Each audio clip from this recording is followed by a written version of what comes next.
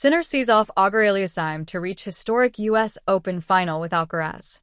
Jannik Sinner will meet Carlos Alcaraz for the US Open title after the defending champion survived an injury scare to repel a spirited challenge from Felix Auger-Aliassime in a four-set semifinal at Arthur Ashe Stadium. The world number one prevailed 6-1, 3-6, 6-3, 6-4 in 3 hours and 21 minutes on Friday night, booking a third consecutive Grand Slam final against the Spaniard and underlining a rivalry that has already reshaped the men's game. The win made Sinner only the fourth man in the Open era, after Rod Laver, Roger Federer, and Novak Djokovic, to reach all 4 major finals in a single season, and at 24 the youngest to do so. His streak of 27 straight victories at the hardcourt majors equaled Djokovic's best, with only Federer's 36 still ahead. He has now reached 5 consecutive major finals, lifting trophies in Melbourne and at Wimbledon and standing 1 point from victory at Roland Garros before Alcaraz turned the match around. The number 1 ranking will also be on the line in Sunday's final. "It's been an amazing season," Sinner said. "The Grand Slams are the most important tournaments, and to find myself in another final here, with such an amazing crowd, it doesn't get better. It was very tough tonight, but I'm happy I managed it. Sunday will be very special. Carlos and I know each other so well."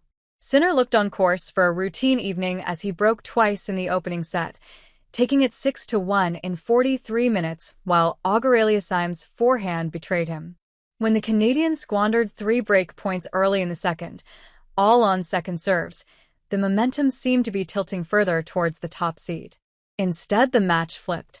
The 25-year-old Auger-Aliassime, seeded 25th and playing his second Slam semifinal after reaching the last 4 here in 2021, caught fire with thumping serves and bold ground strokes, tearing off 12 of the final 13 points.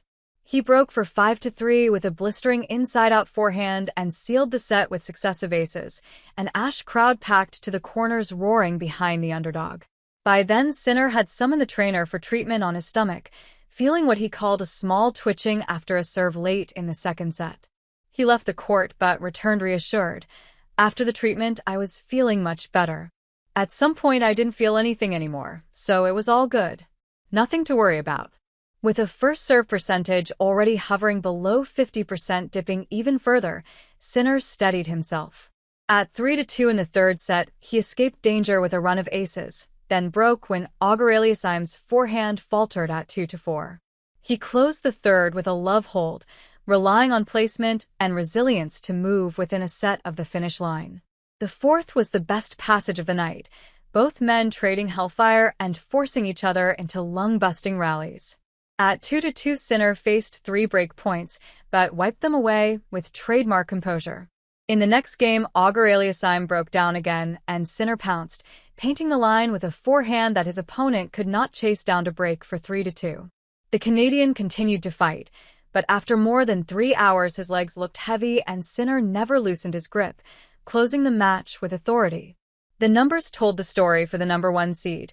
For breaks from 10 chances, 9 of 10 break points saved, 33 winners to 22 unforced errors. Auger-Aliassime, who has beaten Alexander Zverev, Andrei Rublev, and Alex de Minaur in a revitalizing fortnight, will return to the top 20 and leaves New York reminded of his ability to trouble the elite. But the consistency of Sinner's steel outweighed even his opponent's purple patch in the second set. "There are many things I can be pleased with. The way I served, the way I hit the forehand, the belief I had that I could win these matches," Auger-Aliassime said. "Even when I was struggling, I kept believing my time would come. That mentality is something I've been working on."